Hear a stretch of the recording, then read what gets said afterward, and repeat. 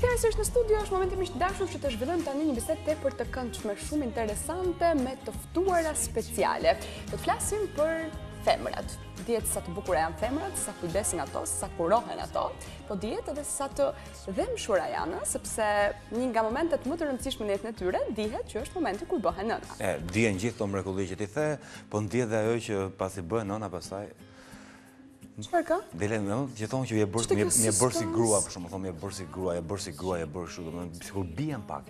E lëm vetëm pas dorë. Më vjen keq që ti e ke këtë përshtypje sepse femrat njësoj kujdesen. Ne kemi pasur mundësi që në ditën e parë të programit për këtë sezon të kishim në linjë telefonike Rezarta Skifterin, e cila thoshte që unë kujdesem akoma, po përpiqem shumë, edhe pse jam në këto ditët e para, edhe djali kërkon shumë për kushtim, që të ruaj linjat e mia, të rifitoj, të ushem shëndetshëm, pse jo, të shkoj, të frekuentoj qendrat estetike. Mua më duket pak si nën egoiste kështu, domethënë që ti do kujdesesh për veten, për të ndoshta haron pak fëmijën. Prandaj bie një femër kur martohet bie pak në pamjen e saj sepse kujdeset për fëmijën dhe ndoshta haron pak veten. Sa keq më vjen mua për këtë përshtypje që kanë meshkujt, sepse ta mendosh edhe më përpara të rriqen nga femrat e bukura dhe pastaj duan sërish që femrat të jenë në po të njëjtën formë, pavarësisht bebit që i zgjon her pas here në darkë, po gjithashtu edhe fokusi zhvendoset, apo ja. Sigurisht, po gjithmonë duhet të jetë e bukur, sepse ti kur e ke parë në fillim ka qenë e bukur, është bërë nën, duhet të jetë sërish nën e bukur, jo.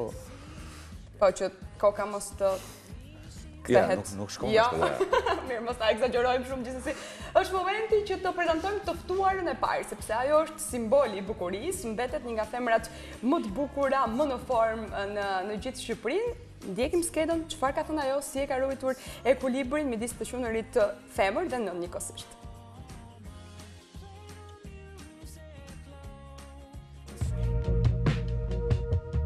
Gjinia femër i gëzon të dy statuset, si ato të qenurit femër edhe të nënës.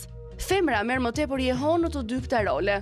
Të jesh femër është konsideruar e vështirë, gjithmonë nëse e sheh veten mes barierave që të ngrihen, mes kërkimit të bërit të gjërave me instinkt femëror, dorë femërore, me një ngjyrim jete të pastër. Por përgjegjësit rriten me statusin mama, sepse të jesh femër dhe mama në të njëjtën kohë kërkon përkushtim, devotshmëri dhe vullnet të hekurt. Shoqëria jote fillon të paksohet. Interesi ndaj gjërave që u kishe kushtuar vëmendje më parë fillon të bjerë, por të qenurit femër si dhe mama duhet të jetë gjithmonë në maj. Asnjë femër nuk duhet të harrojë faktin që çdo mama është një femër si edhe në të kundërt.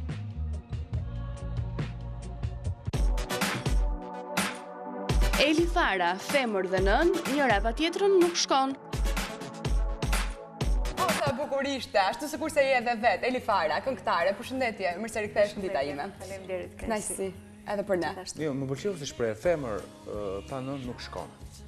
Po nën kur e humba të feminilitetin që ke pasur në një moshtre, ju nuk e keni humbur, dhe besoj dhe femrat e sotme e ruajnë atë pjesë. Shikoj se ti e fillove me provokim që në fillim më duket, se besoj që ju mendoni kështu. Këtë rol ka, kështu që. Por s'ka gjë. Unë mendoj që i shtohet feminiliteti kur bëhet me fëmijë. Absolutisht po. Bukur. Edhe mua më pëlqen, sepse ju vërtet keni mbetur një femër e kuruar. Unë dhe shumë tjera. Absolutisht. Shohim skenën e dytë për të prezantuar të ftuarën e radhës. Alda Bida, çdo femër lind për të bërë nën. Alda Bida, producente, përshëndetje, mirë se ka ardhur në dita ime. Kënaqësi veçantë dashur. Çdo femër lind për të bërë nën dhe më pas gjyshe, se kështu i bie.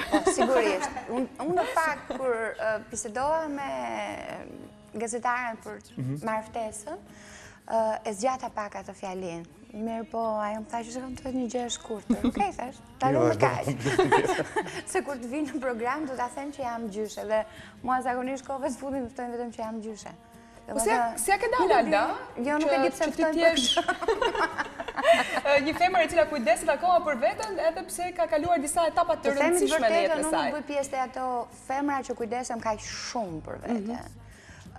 Mua më pëlqen të jetoj moshën në cilën jam, të kujdesem sigurisht mos të dalë shumë me shapka në rrugë, ose të mos më shohin njerëzit në një gjendje jo fort mirë, sepse duke qenë personazh publik, është gjithmonë e rëndësishme që ti të kesh një kujdes, një kornizë tënde. Dhe në formatin tim, vonë kam filluar të paraqitem përpara ekranit, tamam atëherë kur vendosa të të jem më potente në pesh. Komplimenta! Mirë që ke pak të potencë në pesh, që mund të dëgjuam edhe gjyshe, se po të ishte pak... Kam një problem shumë të madh. Duke punuar shumë me televizionin, me produksionet tona, me emisione, më qëllon shumë shpesh të flas në telefon me njerëzit. Dhe krijohet një ide gabuar në telefon. Zëri, mënyra e komunikimit, ata kanë parasysh kur flasin për herë të parë, mendojnë që është një vajzë e re, një 18 vjeçare. Dhe më është dashur punë shumë e madhe t'i marrë këto kilet që kur të vinë të takojnë të kuptojnë që edhe një femër e shëndetshme apo në moshë, të themi sepse unë tani jam, mund ta them, nuk kam frikë ta them moshën time, jam 45 vjeç, që një femër në këtë moshë. Jo, shikon, unë nuk jam fare me këtë ide, tregon për hir të vitalitetit, energjisë tënde pozitive që transmeton çdo herë. Duhet të di të ruaj piketat e forta të saj. Dhe nëse ajo di të ruaj piketat e forta të saj, le të themi mos ta humbas feminilitetin e saj, edhe pse mund të ketë pak pesh më tepër, edhe pse mund të jetë ndonjëherë general në punët që bën, por jo deri në pikën sa të shkatroj shëndetin e saj me dieta për të dukur thjesht e bukur. Prezantojmë dhe të ftuarën tjetër për të plotësuar panelin. Claudia Hila, në momentin që je nën, ke kaluar patjetër në rrugtimin e feminilitetit. E pashmangshme në fakt. Claudia Hila, drejtoreshë e Teatrit të Kukull, përshëndetje mirë se rikthehesh në Italia. Përshëndetje, është kënaqësi që rikthehem. Kënaqësi e dashur. Të kujtojmë disa vite më përpara, atëherë kur ti e bërë nën për herë të parë, Claudia, më thuaj pak, sa të vështirë kishe që të ruaje balancën midis kujdesit për veten, njëkohësisht edhe për kushtimit për fëmijën? Në fakt, t'ju them me shumë sinqeritet se kam ruajtur fare atë balancë, duke marrë një peshë të jashtëzakonshme me vajzën e parë. Ndryshova tërësisht, Claudia? Ndryshova tërësisht, madje edhe kur kam vënë një foto në kohët e fundit në Facebook, nuk më ka njohur, domethënë shoqëria ime, aq e transformuar, e shëndoshur, por shumë e lumtur për faktin që do bësha nën. Dhe ndoshta nuk e them sot që kam një linjë trupore normale si të gjitha zonjat në përgjithësi, domethënë në këtë moshë, por e them për faktin që e kam përjetuar kaq mirë faktin që do sivja në jetë një fëmijë sa që e le vetëm pas dore. Absolutisht nuk jam marrë dhe madje jo vetëm momentin nuk jam dakord me këtë që jo realisht nuk jam dakord me atë që thotë le vetëm pas dore. Që janë nëna egoiste ato të tjera që kujdesen. Kështu që po kaloj tani në anën tjetër po të them realisht, sepse me Aldin fakt jam njohur në atë kohë. Njihemi as bëhet fjalë prej vitesh dhe ideja ishte që nuk u shqetësova fare për peshën që kisha marrë. A raporti që ti mund të kishe me bashkëshortin tënd, ndoshta edhe me rrethin e ngushtë të njerëzve? Ndoshta sepse mund t'i bëj bashkëshortit, por fakti që gjërat kanë shkuar gjithsesi janë shumë mirë, mendoj që përfshihe shumë në faktin që ke lindur një fëmijë. Merresh me atë fëmijë pa diskutim që nëna më shumë se sa babai. Po normale. Por ideja është që në fakt ne ishim të përfshirë që në kohën e shtatzanisë, thonë që kur një grua shtatzan edhe bashkëshorti, si më thënë, i përjeton gati po të njëjtat gjërat e ngrënit e të gjitha gjërat e tjera. Në këtë sens do të thoja që edhe pas lindjes së Merit, domethënë ka kaluar një vit e gjysmë madje që un kam filluar të kthehem në peshën time. Se kam pasur fare problem. Ta pyes Elin për raportin e saj me pasqyrën. Kur ke qenë ti më e fiksuar, përpara se të bëhesh nën apo pas? Ndoshta kanë kaluar vitet tani edhe ekuilibri është rikthyer, por ato vitet e para pasi lindi vajza, si ishin, si kujton? Kam qenë një lloj. Një lloj, shihesha për ditë në pasqyrë këtë ditë. Unë mendoj që është pak genetike, domethënë, unë nuk e imagjinoj dot Eli Farën, të cilën edhe unë e njoh që kur ka dalë në fillim në skenë, sepse ka një karrierë shumë të gjatë, dhe një personazh i cili vendos të dalë përpara publikut. Duhet marrë shembull Eli Farën, që është e freskët, e re, e bukur. Dakor, jemi gjithë. Faleminderit. Jo, unë mendoj që them atë që të gjithë mendoj, nuk është thjesht kompliment, por ka dhe një që tjetër. Kam patur fatin që Elit ke qenë në një projekt që ne kemi bërë, dhe më ka bërë jashtëzakonisht përshtypje marrëdhënia e Elit me vajzën. Një marrëdhënie që rrallë gjen. Po tani besoj se është edhe vajza që kujdeset për Elin. Tashti mund kujdeset ajo për Elin, po më përpara që ndron Eli për të. Absolutisht që unë jam ajo që kujdesem gjithmonë për të dhe teproj me kujdesin, ndonjëherë edhe kujdesi tepërt është keq. Mirë po nga që ne jemi përballë njëra tjetrës, vetëm ne të dyja s'ka si ndodh ndryshe. Më shumë unë kujdesem, ndodh që edhe ajo ka momente që do të më përkthej, sepse jemi rritur bashkë, por dua të them që edhe unë kur kam lindur vajzë, kam shtuar në peshë, sa kur më shikonin çuditeshin dhe isha shumë e re, isha 17-18 vjeçe. Thoshun, wow, do lindësh 2? Dhe s'po bënte përshtypje fare. Po nuk e kisha problem për shembull që ato dilte koha apo jo që të lyeje flokët, ato dilte koha që të merreshe me manikyrin, të merreshe me garderobën tënde, ta shtoje akoma. Nuk është që kishim të gjitha këto gjëra, absolutisht, gjithë këto komponentë që janë sot. Apo kryeshin flokët, konsideroheshin luks atëherë. Të gjitha ne i kemi pasur kaçurela me atë sapunin 15. Në ato që nëna me kopë flokë.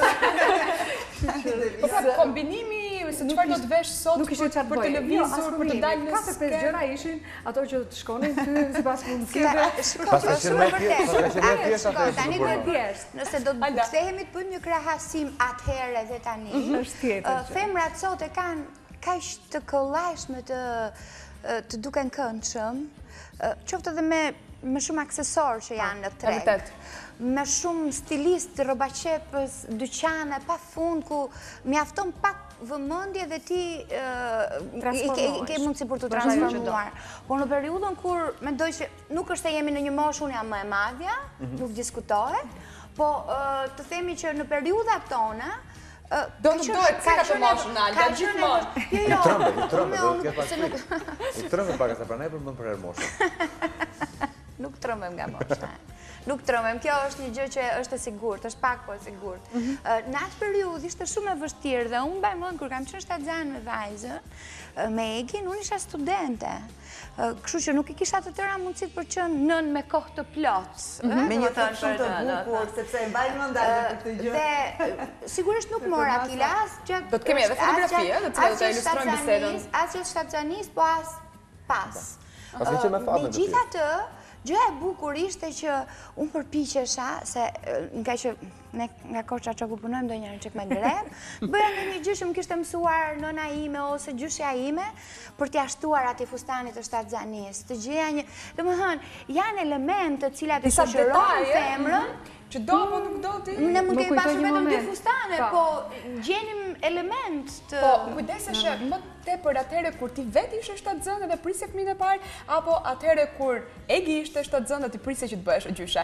Kur merrej Alda më tepër me veten? Kur gjente më tepër kohë? Të them të vërtetën, unë në periudhën kur je e re, sepse unë jam bërë nën shumë herët, kur je e re, ti ndofta nuk i ke akoma të qarta përgjegjësitë që të presin. Dhe kjo është e vërtet, sepse ti vërtet je me dashurinë që do të lindësh një fëmijë, je me dëshirën e madhe që do të bëhesh nën, po ti nuk e di se çfarë përgjegjësish të tjera vinë pas kësaj. Kurse në rastin e Egit, kujdesi për veten time del ndonjëherë në plan të dytë, se sa isha shumë e kujdesur që Egit hante shëndetshëm, që të kishim një nuar kaq të bukur. Shta kemi të gjatë. Faleminderit. Kështu që mendoj që nuk është ajo, për mua, flas gjithmonë për veten time, gjërat vinë natyrshëm. Në garderobën time akoma kam ruajtur diçka nga etapat të ndryshme të periudhave të ndryshme. Të shohim disa foto, Alda, të tuat? Po, mendoj që janë nga të tanishme të regjia në këto momente. Këtu jam me Noara, mua më pëlqen shumë të ri me të, sepse ka ca sy kaq interesante dhe të komunikueshëm, sa që ky është Egi me kemi qenë një dark të treja. Naftoj Noara për dark. Jenë të treja? Unë në përgjithësi nuk bëj pjesë të njerëzit që grimohem. Jam e kujdesshme që të kem pastroj fytyrën, të luaj me kremin e duhur, po nuk bëj pjesë të... është stil, është një mënyrë imja. Dhe Klaudia, po shihte me vëmendje fotot, ndoshta po imagjinat ditën kur do të vi koha të shpesh gjyshe? Jo, jo, Klaudia po shikon, a do të bëhet Noara një artiste? Klaudia, të vetemi tek fotografit. Fotografi më tepër ti bëje vetes atëherë kur ishe shtatzan kam bërë fotografi, ose ishe thjesht e fejuar për shumë, me shumë sinqeritet. Apo pas ju bëre nën dhe të intereson të më shumë që ta shije si ke ndryshuar për veten? Është një pyetje që në fakt është shumë e thjeshtë për t'u shpjeguar, për faktin që siç tha dhe Alda, në kohën që ne kemi qenë, kanë qenë ato aparatet me filma, disi problematik, ndërkohë që sa më shumë kalojnë kohët, janë thjeshtëzuar shumë këto gjëra dhe neve në çdo moment të jetës, domethënë dhe këtu ku jemi, mjaftojmë të nxjerrim celularin dhe të shkëpusim momente nga më të bukurat. Pra sot e kemi shumë kollaj. Në kohën tonë nuk ka qenë kaq kollaj pjesa e as e celularëve, por më tepër edhe e fotove. Kemi pasur foto kur kemi dhënë shfaqje, kur kemi pasur evente, po jo kaq të shpeshta. Për sa i përket shtatzanisë tek vajza e dytë, duke qenë se ka qenë mbas po shumë ndërkohë edhe fotot e Klaudias, po? Po, këtu jam me Merilin. Kam shkuar për të takuar Merilin për ditëlindjen e saj vjetë. Sa lezetshme është sepse ndryshon tërësisht edhe buzëqeshja, siç merr një formë tjetër kur pa diskutim. Kur shef fëmijët. Mendoj që është buzëqeshja më e bukur dhe më reale që mund të ketë një nën në momentin që ka fëmijët. Në këtë sens, them që në lindjen e vajzës së dytë pastaj, gjatë gjithë shtatzanisë, në një pjesë të mirë të shtatzanisë, kam pasur foto të papara. Më fjalë, përveç se i bënim njëri tjetrit foto, më fjalë Adi, më bënte shpesh foto mua, vajza e vogël, vajza e madhe në fakt, që tash vajza e vogël ka qenë atë kohë, më bënte foto jashtëmasi shumë, bëja shumë dhe në teatr. Dërkohë jam shumë kurios të di, si është kjo pjesa nën vajzë, kur e ke gjithmonë nënën e bukur, gjithmonë e komentojnë qoftë nëpërmjet media televizive që është mrekulli, është e bukur. Nuk është xheloze vajza pak që si ka mundësi që nëna është kaq e bukur. Ai mund të jetë xhelozia Eli këtë ka këtë përgjigje. Mendoj që e ka këtë përgjigjen sepse kam përshtypjen që vajza e rri më shumë mbi kokë mam. Është ashtu?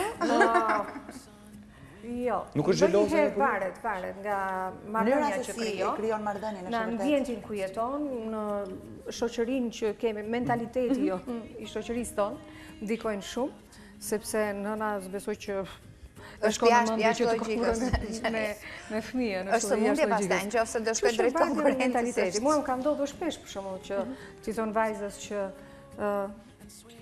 vajza e vogël dhe po vajza s'të ngjan fare. Dhe në një farë moshe fëmijës i mbetet kjo në mendje dhe i bëhet edhe kompleks, ndoshta. Por unë mbetesha kështu zvertesha që janë normale këto, domethënë që mund të shprehin gjëra të tilla, sepse do duken njerëz normale. Kanë dashur të të bëjnë kompliment dhe nuk kanë ditë gjetur formën. Po ndoshta e ka ishte më shumë e zbutur ajo mentaliteti. Po e fal për një fëmijë përballë. Është çështje edukante. Ose ne kemi nga të shpreh më mirë ëma se bie, është vërtet kjo apo kanë një kohë. Si kanë gjë, po pse meqenëse jemi pranë dekalojmë.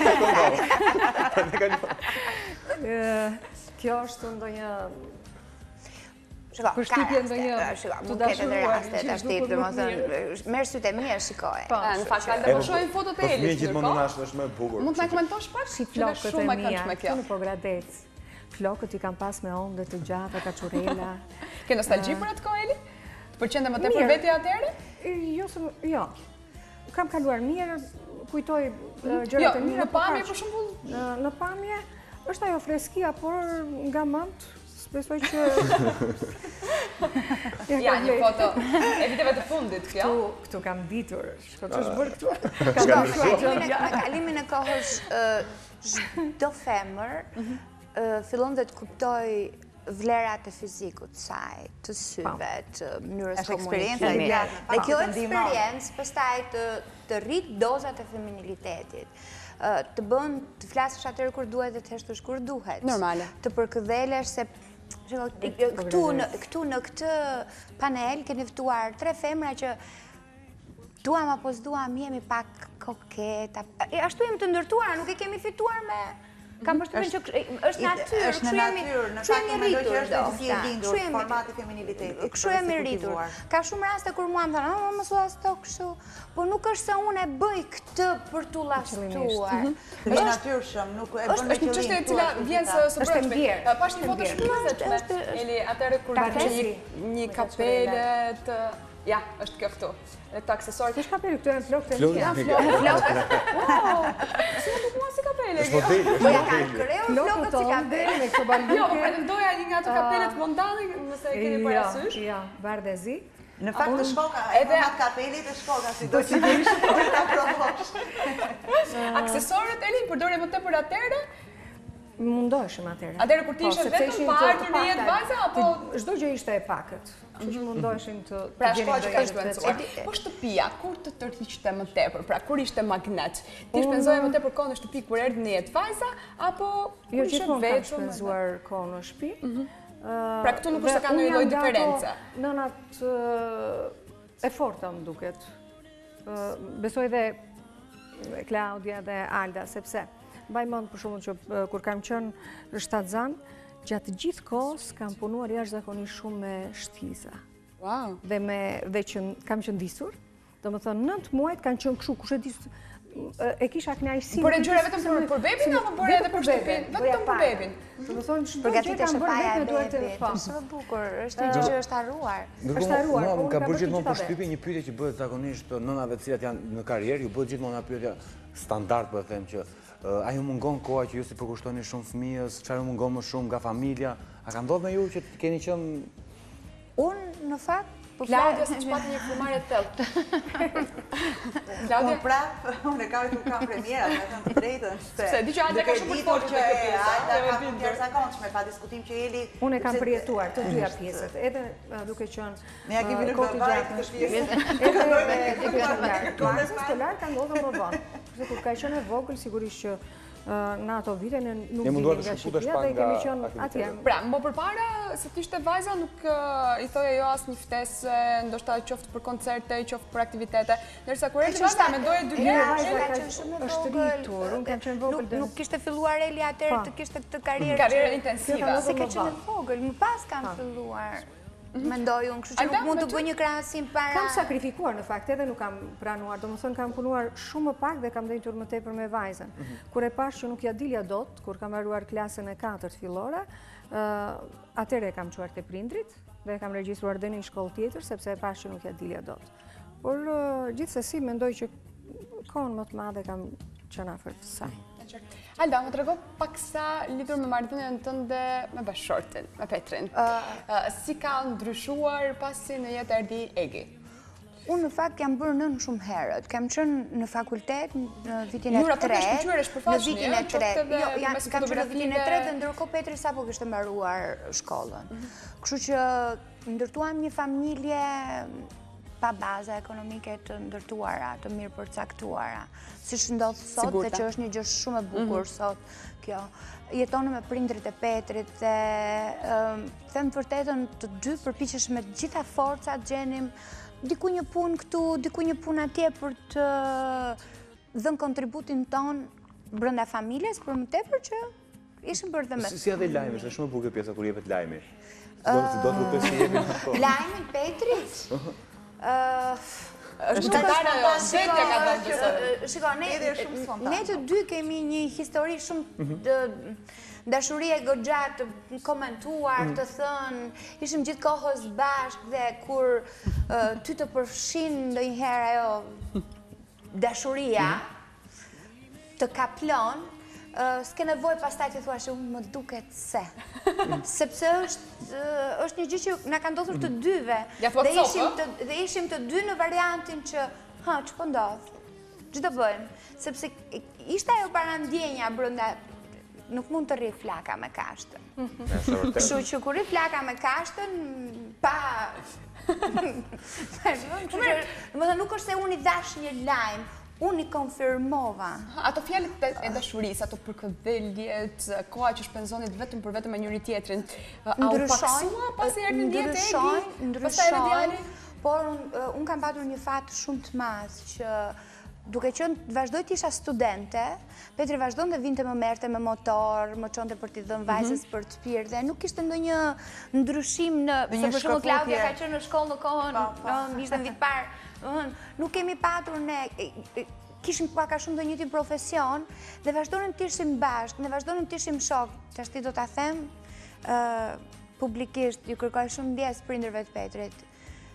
Kemi pasur raste që kemi gënjyer. Ju kemi thënë që unë do shkoj për shumë për të lënë vajzën, kemi gënjyer dhe kemi thënë që Petri me Demek do shkoj në një vend tjetër dhe unë në një vend tjetër, që të takoheshim në fund të rrugicës dhe të dilnim me shoqëri. Me sa kuptoj, nuk ka ndryshuar. Nuk ka ndryshuar absolutisht raporti edhe pas lindjes së fëmijëve. Kjo ka të bëjë me ritmin. me ato çfarë ti kërkon. Dua ta pyes pa Klaudia, sa femër ndjehej teksa ishte nën, por që kishte haruar paksa apo kishte lënë paksa pas dore kujdesin, edhe kurimin në detaje, qoftë manikyrin, qoftë një buskuq kur dilje me vrak nga shtëpia. Lor, nuk janë këto detaje që të bëjnë femër. Realisht nuk janë këto detaje. Mendoj që një femër që në momentin e parë kur që në komunikim, që në dhënien e dashurisë, tek fëmia apo tek kolegët, tek njerëzit e shtëpisë, te kujdesi që ka ndaj të tjerë, të mënyra se si e reflekton këtë kujdes, ndjehet femër. Pra feminilitetin ne vendoshta e çojmë një rrugë gabuar e themi. E shikojmë në paketimin. E shikojmë paketimin. Në pamje, në dukje. Dhe një femër e cila mund të jetë shumë e kuruar, mund mos jetë femër. Që në momenti që hap gojën ka një komunikim të tmerrshëm, që në momenti që bën lëvizje dhe pse është veshur shumë bukur firmato etj, siç janë këto variantet, mund të jetë akoma dhe mëdhatar. Kështu që në këtë sens nuk e shikoj feminilitetin tek lënia pasdore si më thënë, e anës fizike tek një femër. E shoh vetëm tek komportimi, të mënyra se si çdo gjë e rregullon. Ka me përmbajtje.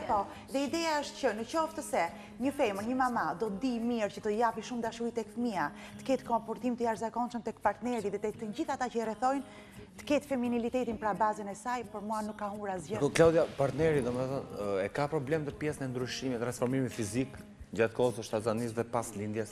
Mendoj që është me natyrë të... është me natyrë, mendoj. Kur ti ke ndjesi... sportivitet të pjesë me Adin. Normal, po jo, bëma ki që bësh më një për shumë. Ka të bëj me dashuri. Dhe ka ndodhur se që kap një nuri bukur. Ka të bëj me dashuri. Shumë. Në qoftë se ti e do vërtet dikë, për shumë shohim filma, lexojmë libra, diskutojmë teme që ky ishte feminist, shkon të këtu, shkon të atje, po si ka mund, si ka ndryshuar tërësisht. Kjo ka të bëjë me atë kimikën që ndodhë, kur vendoset bëhet një çift, një kopje, ka një kimik.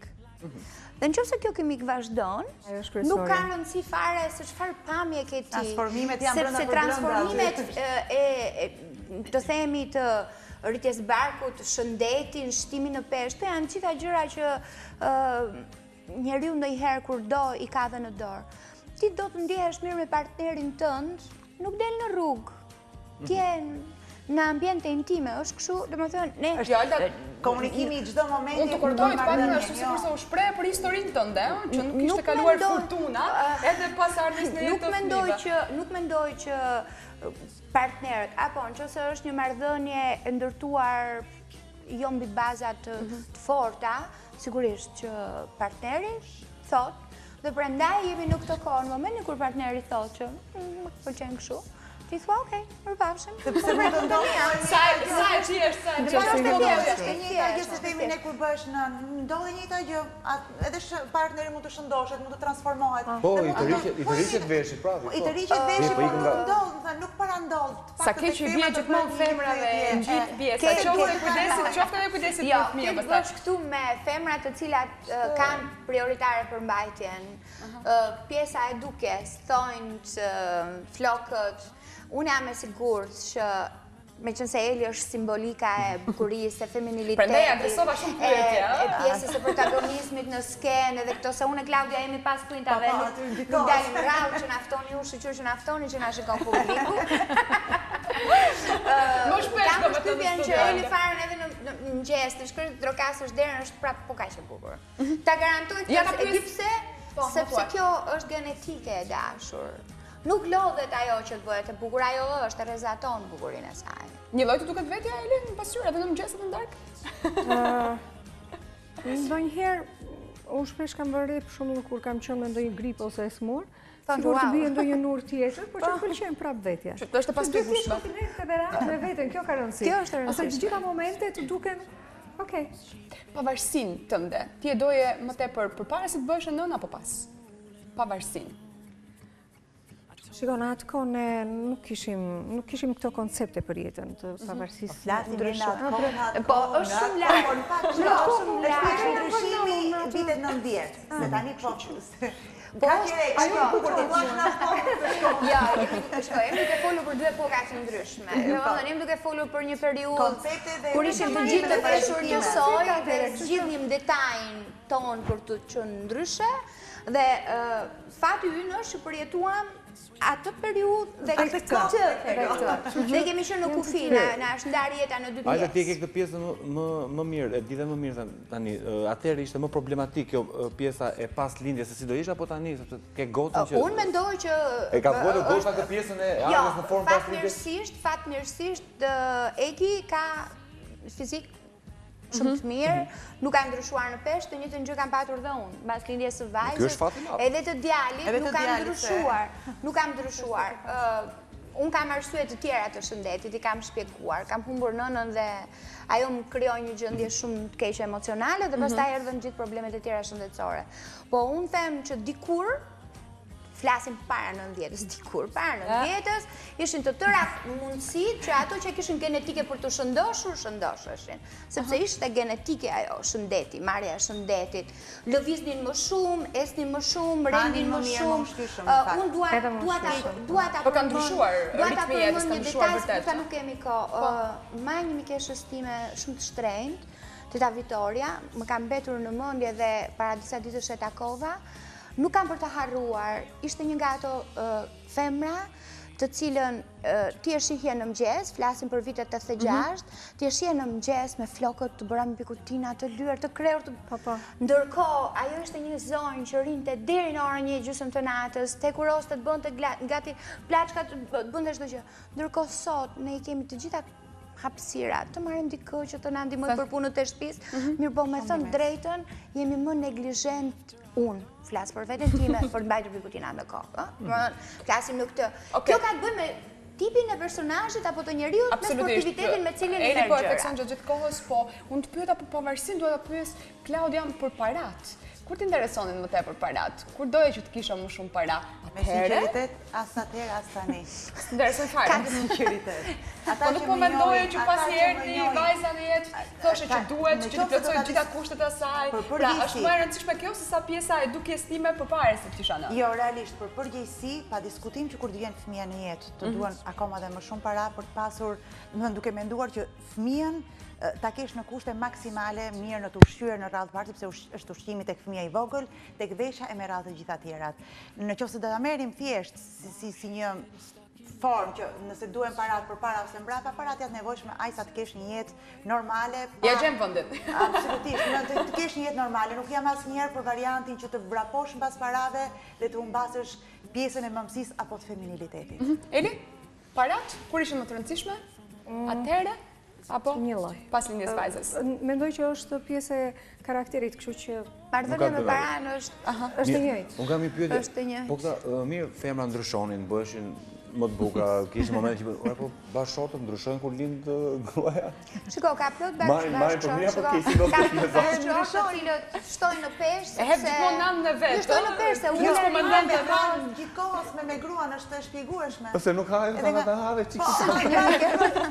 Një mikja ime ka një histori shumë bukur me këtë. Petri në fakt nuk ka ndryshuar edhe pak më parë kur erdhi. Petri po ta shikosh historisht gjithkohë. Që 83-shin që ka një Nuk e vizë asnjëherë Petri. Pak thinjat. Okej. Po kështu në peshë, në kështu nuk ka ndryshuar, sepse ka pasur fat shumë të mirë, unë ka pasur 7 zani të bukura. Nuk kam pasur Jo, nuk kam pasur neps që kishte dhe ai neps që t'janë gjithë janë neps. Kështu që kam pasur 7 zani të rehatshme. Po një mikesha ime ka një histori shumë të bukur. I shoh që sa e shtoi në peshë dhe ishte gjithë kohës me anksin edhe ka ndodhur kohëve të fundit, i merrti në telefon, "Zemër, çfarë po ndodh?" Nuk e kuptoj, tha jam, unë 7 zana, po jetë tila, është të ma shtuaj, sepse... Mënyra se si aje e përjeton? Ka të bëj me përgjegjësit që marim, sa më shumë përgjegjësi marim i veten, aq më të përgjegjshëm bëhemi. Sa më shumë sfida përballojmë, me kalimin e kohës, unë jam shumë e sigurt që po t'isha bërë, të vendosja të linja një fëmijë mbas 35, ose se tani mund ta bëj edhe tash një fëmijë. Mendoj. Ja ta mendoj. Pas tuaj pastaj që nuk shërbeu biseda për sot, se të shkrim një ide në këtë. Shaka, po. Domethënë momentin kur ti je i rritur, i pjekur, je përballur me sfida, me probleme në jetë, atëherë fillon dhe i shikon gjitha gjërat, se dëgjon lloje së çudish. I ndodhi kjo, ndodhi ajo, dhe baballarët pastaj harrojnë që shtatzan është gruaja, është mendojnë që çfarë po ndodhë. Prandaj krijohet kjo situatë. Një komponent i rëndësishëm është siguria për veten, qoftë tek shpejtësia e makinës, qoftë kur je shoferi, qoftë kur je pasagjere. Elifara e ka dashur sigurinë e jetës së vet më tepër përpara se të bëjë nën apo pasi u bë nën? Më tepër mbasi. Pasi u bëre nën. Sigurisht. Me kalimin e viteve, sigurisht që do mendosh më shumë para se të bësh gjëra, dhe unë në përgjithësi jam tipi i kontrolluar që duhet ti di përpara gjëra. Do të kesh sigurinë. Mos je demi në shenjë horoskopi? Po. Okej. E gjeta, gjasoj pak të kjo pjesa. Klaudia, sigurinë e jetës tënde, kur e doje më tepër? Unë jam vinjakët, pas më bërë. Jam ishte i qëllje gjvika të Tiranë. Përshëndes. Pyetja nuk ishte për shenjë horoskopit.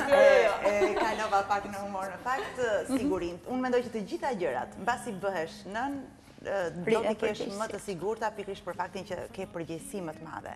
Duke patur përgjegjësi më të madhe, do të thënë të gjitha gjërat, në të gjitha drejtimet, shtohet kaq shumë impenjimi dhe përgjegjësia për atë çka ti sjell në jetë, për ato ndryshim në familje, sepse gjërat nga 2 shkojnë në 3 emerald shtohen, dhe për të ruajtur një raport dhe një ekuilibër në familje me të gjitha gjërat e reja që vinë, mendoj që të gjitha këto duke të bërë më të përgjegjshme pa diskutim që kërkon. Po kur bësh gjyshe, do ta pyesë. Po ta mos ishte na që ke rregulluar fëmijën. Jo, përkundërzi. Shtohen. Po unë mendoj që ka të bëjë ndonjëherë, ndoshta varet se çfarë beson edhe sa beson. Çdo njeri nga ne ka një mision për cilin ka ardhur në këtë jetë. Misioni i femrave gjithmonë është bëhen nëna, të sjellin në jetë një qenie, një Nëse ato e din meshkujt, nuk po merrem, po them, jemi duke folur, edhe meshkujt kanë plot misionin, çdo njeri ka misionin e tij në këtë botë. Që do të thotë, përderisa ti merr përgjegjësinë të bëhesh nën, ose dhe ai që bëhet baba, unë flas për nëna.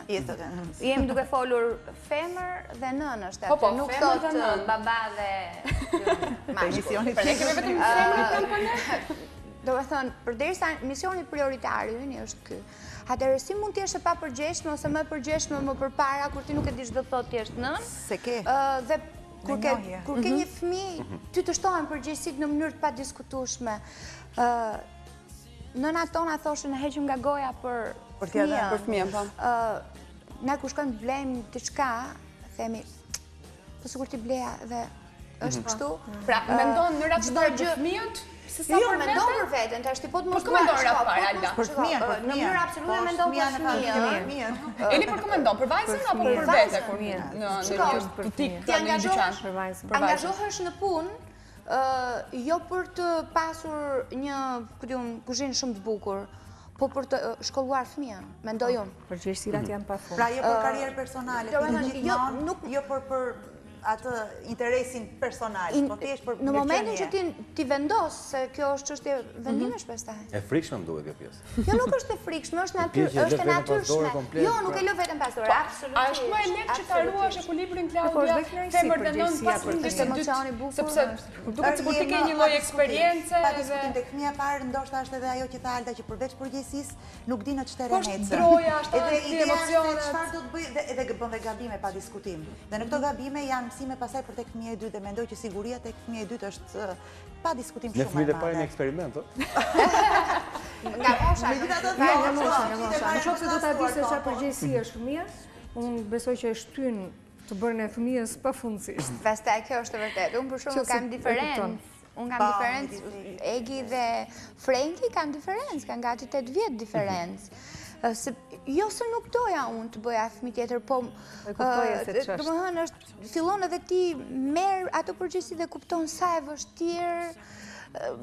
Linjëherë pastaj kur mendon që mund të sëmure, temperatura e lartë, se brenda mendjes tonë kemi ato pjesët e përgjegjësive që kur punon të duket sikur i shmang, po vjen një moment kur shkon në darkë dhe ti fillon të thua që po për shumë unë shtrien tani të fledhem duket sikur në ara është vajza ime. Dhe e marrë Eki në telefon dhe i them çfarë po bën, çfarë po bën.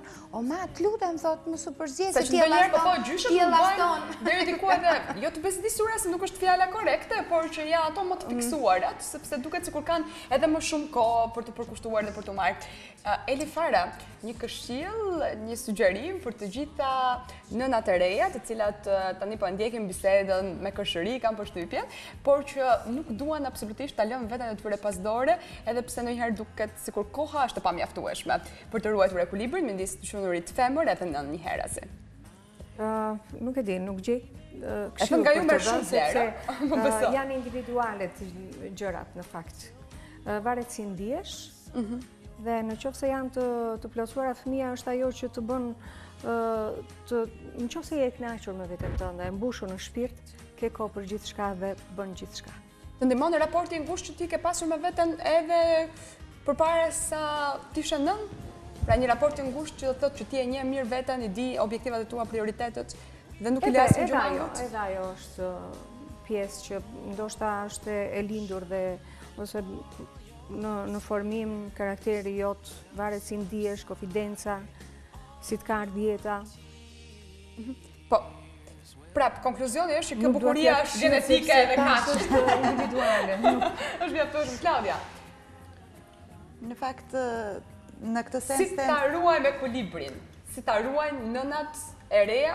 Ndoshta ata që mendojnë të bëjnë nëna për herë të dytë, të tretë më radhë. Respektin ndaj vetes mirë. Gjithë secili në momentin që respekton veten, arrin të bëj të gjitha, do të thoja, të gjitha linjat dhe rrezet në çdo, duke filluar tek fëmijët, misia, familja, arrin të bëj me një ekuilibër të jashtëzakonshëm. Kjo është dhe dënje dashurisë pa limit tek njerëzit e dashur. Do shta të ishte më mirë që ta mbaje mirë në atë periudhë me babajnë tënë, me nënën, me vjerin, me vjerën, që ta rrisnin fëmijën ata dhe të kujdesin për vete. Mos do ishte më mirë kjo pjesa, do i shirëtuar marrëdhënie. Unë kam një marrëdhënie të shkëlqyer në përgjithësi përpiqem të ndërtoj marrëdhënie shumë mira me njerëzit. Pastaj sigurisht me njerëzit të afërt, kjo është një marrëdhënie që po nuk ditet të tolerosh. Po nuk ditet thuash të gënjeshtrat e bardha që ka që mos e kurrë. Po unë i kam pasur ndihmë për hir të së vërtetës, ka momente kur e ndaj këtë pjesën dhe them Egi është rritur me gjyshet. Pra të ndihmon, janë lehtësi e madhe. Absolut, në mënyrë të padiskutueshme, në mënyrë të padiskutueshme. Alda këdo më shumë? Aldën, Egin apo Noarën? Noarën. Mjafti. Frenkin, më fal. Do të thënë, është Frenki, Noara, se është Frenki një herë, i mbirë, për cilin, jo se po të gjithë e din që unë e kam që me debulesa të mda, sepse ka qënë gjithmonë ngrëna kesh, dhe nëna është gjithmonë më kështu, Egi ka qënë më aktive, do të thënë, është Frenki, Noara, sepse Noara i ka të dy prindrit të shkëlqyer gjyshet, stërgjyshet, se ne jemi dhe familje. E madhe brez pas brez. Jemi 5 femra të brezit, dhe më thënë është stërgjyshja Noarës, 4 gjyshja, është stërgjyshja, është gjyshja. Shura shurman. Jo, unë jam e sigur që gjyshja e Petrit, që tashti është 98 vjeç. Edhe nuk ka faj vajza që do lastohet pastaj, mos e akuzoni fare në vitet e ardhshme. Nuk të lë Egi ta lastosh vajzën, se Egi ka ca rregulla bashkë me të shoqën me Beson, që ti nuk... Kjo është gjëja më e mirë në fakt. Dhe kjo është një gjë shumë e bukur, ka të bëjë me përgjegjësi. Mirë, dhe një pyetje fundit, edukatën më të mirë e prindi apo gjyshja? Pa diskutim prindrit. Ata do të krijojnë në raportin e ngushtë, sepse janë të gjyshët shumë dashur të prishin edhe raportet. Në kontakt din të ruajnë. Vjen një moment që kur ata kanë ndërtuar familjen e tyre, kur e mbyllin derën e darkë, janë familjen e tyre. Jemi dakord. Kështu që unë jam me këtë mendimi që le të mbetemi femra, po le të lëmë hapësirat vajzave tona, të jenë femra dhe nëna. Sa qef kështu. Do ta mbyllim këtë bisedë për sot. Faleminderit shumë që ishit me ne. Të nderë dhe kënaqësi e veçantë, sepse vërtet keni ndarë eksperjenca personale, kemi ilustruar bisedët me foto dhe keni qenë shumë të vërteta. Gjë e cila nuk ndodh shpesh. Faleminderit. Ndërkohë miq të dashur, do të ndjekim tani një material. Bëhet fjalë për një nën të re që pavarësisht motivit të madh se ajo është artiste dhe kërkon që të kujdeset për veten, sidoqoftë raporti ka ndryshuar. Ne diskutuam gjëra gjatë, që normalisht do ndryshonte raporti. Shohim Orgesa Zaimi nën për herë të parë.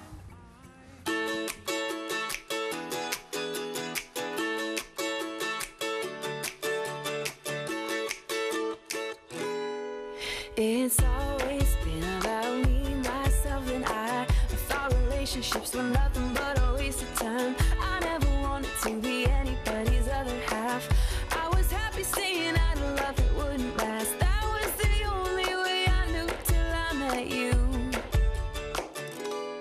You make me wanna say I do, I do, I do, do, do, do, do, do, do. Si Felicini, Licini atje, atje, uj, ava. Hajde jesi me na.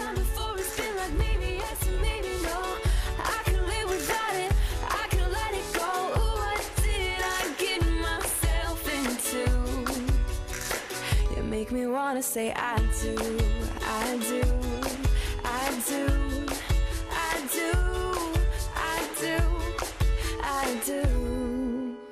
Tell me, is it only me? Do you feel the same? You know me well enough to know that I'm not playing games. I promise I will turn around and I won't let you down. You can trust I've never felt it like I feel it now. Baby, there's nothing we can't get through. Gëzojmë shumë si unë njohëm së bashku. Po si e si me bora? Kemi shumë ftohtë ne tani, sa ku po bëm pak ftohtë. Ishte unë jam zhvendosur nga studio për të gjetur në gjyrën e tyre të zakonshme të pasdites. Këtu në zonën e liçenit artificial, tek Diga, specifikoj, një mami e cila nuk është edhe shumë mami e re në fakt, sepse sa muaj 10 muaj që jam bërë. 10 muaj eksperiencë, nuk i thon pak. Kjo është artistja, po i quaj unë Orgesa Zaimit, cilën ju e njihni si këngëtare, si moderatore, një vajzë që jo si modele, që dikur ishte çapkëne dhe preponte nga radio për të shkuar në provat e festivalit. Dhe që jam akoma çapkëne. Por, tani e mbledhur. Bëj dhe vrap me gocën. Ta theme me snesh. Në karrocë që jam, bëj vrap. Me vrap. Po, bëjnë çik. Bora ka filluar që të hedhë hapat e parë? Patjetër që po, është në këtë fazën tani që të lodh shumë duke mbajtur, se do vetëm dada. Një nën e re, do apo nuk do, fokusin e zhvendos nga vetja tek bebi. Apo jo? Patjetër. Të ka ndodhur kështu edhe ty? Normal, sepse prioriteti në momenti që vjen një fëmijë është totalisht tek ai për çdo gjë. Ka raste që edhe kam sakrifikuar punët e mia për ndenjur, po kam një fat shumë të madh, besoj unë dhe brezi im që jemi mama me maman me vete. Po kërkon se ku është nëna. Nëna rrit çdo ditë me Borën derisa unë vi nga puna, sepse radion për hir të së vërtetës nuk e kam lënë dhe se kam braktisur asnjëherë. Kam kohë që të shkoj të bëj thonjt, kam kohë që të shkoj të krijoj vetes time edhe një paradite në spa edhe në këto qendrat ku ne bëhemi të bukura. Sa herë në ditë shihesh aty përpara pasqyrës? Para se të lindje Bora dhe sa herë shihesh tani? Okej, ti ke gjetur personi që nuk është parë dhaj shumë shpesh në pasqyrë, kështu nuk mund të të kthej përgjigje se si ka ndryshuar kjo. Si ka numëruar herët, se sa shihesh? Jo, nuk kam numëruar herët, po është normale për çdo njeri besoj. Kohesha në pasqyrë kështu. Fali, hodhi gjitha. Shihesh që na bure me nerva. Flutullo zogu. Flutullo zogu. Edhe pak edhe ersohet që jemi në vjesht, edhe Bora si vjen më shpejt gjumi. Me që se jemi këtu, tek orët, tek orët e vona, me mikeshat e tua. Çfarë ndodhte përpara se të lindte Bora edhe tani? Kushtojmë atë për vëmendje, qëndrojmë gjatë jashtë. Tani ndryshon komplet raporti, domethënë, sepse më para kur nuk kishe impenjimet familjare ose më saktë kur nuk kishe një njerëz që të priste në shtëpi, mund të rrije pak më shumë, se kapa, jam e mësuar, kam reflekset shumë të mira. Mund të rrije edhe më shumë, për shembull me shoqet në kafe, ose të shtëpi e tyre, ose të darkoje, të rrije pak më gjatë. Po tani kjo të tërheq shumë, edhe kur realisht do me thënë ke për të bërë shumë punë, ndodhë që i lë punët në atë moment edhe thjesht merr malli për Borën dhe kthehesh në shtëpi. Kthehesh to apo s'do. Po kurse kështu për argëtim, për qef, të tipit noti, kërcimi, më përpara dhe tani, si është raporti? Kjo ndryshon, nuk besoj se ndryshon me ardhjen e jetë e një fëmije, ndryshon edhe me moshën pak, edhe me faktin se sa... Ashtu. Po, ka të drejtë mami. Basta ka të bëj dhe me mua që unë jam mërzitur në një farë mënyre me të qenurit në punë gjatë gjithë kohës lokaleve dhe atë pjesën e qefit të lokaleve nuk është se kam shumë edhe nuk rri më shumë për qef, se sa vetëm kur duhet punoj ose duhet këndoj diku. Pra, më përpara frekuentoj me lloj kursi? Mund të them që tani ka ndryshuar, pa diskutim që ka ndryshuar më shumë, prioriteti është kjo dhe për qefe edhe mund t'i lësh pak to. Unë dua të të pyes edhe lidhur me marrëdhënien që ke me partnerin tënd. Mesazhe në celular i dërgoje më tepër atëherë apo tani? Njësoj është raporti. Njësoj. Dhe për këtë, domethënë, nuk ka asnjë lloj ndryshimi, se kam dëgjuar plot njerëz që thonë që ndryshon raporti i partnerëve pas ardhjes së fëmijës.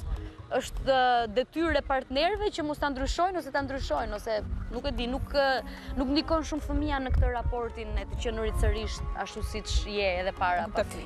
Fjalë kështu të ëmbla, për këdhele që të diskutim, tani kam më shumë për këdhele, sepse unë tani jam mamushi. Parat, Orgesa, i doje më shumë atere, apo... I dua më shumë tani që t'i bëj borës shumë gjëra. Ndërsa, sigurin e jetës tënde, doje më shumë atere, apo tani? Pa diskutim që tani. Pa diskutim që tani, sepse nuk dua që Bora larg qoftë të mbetet pa mua në asnjë moment. Mendon dy fish. Faleminderit që me këtë intervistë po më kujton që të rivlerësoj gjërat që kam pasur, po që nuk ndryshojnë fare. Jo, këta janë pyetje të shkurtra, por që mua, njëkohësisht edhe publiku do i shërbejnë për të kuptuar se si ka qëndruar raporti tek Orgesa, a ka ndryshuar ajo pas ardhjes në jetë të ëngjëllit të vogël të Borës? Nuk ka ndryshuar, jam e njëjta kokrisur. Shpejtësinë e makinës. Jo, tani e ke ulur? Tani e ul, sepse kam shumë rak, e shikoj gjatë gjithë kohës tek xhami gocën na është mirë, edhe pse e lidh me 400 rripa të mundshëm, që mos të lvizi fare, pa diskutim siguria po. Edhe madje kam shumë herë edhe frikë, eci shumë avash, sepse nuk i dihet se çfarë ndodh normali, sidomos kur Bora është aty, patjetër. Tani Orgesa, ti i shije, i shfletoj ato albumet e tua, fotografitë kur ke qenë kështu beqare, do ta quaj jo. Më tepër atëherë apo tani? Kur të pëlqente më shumë vetja?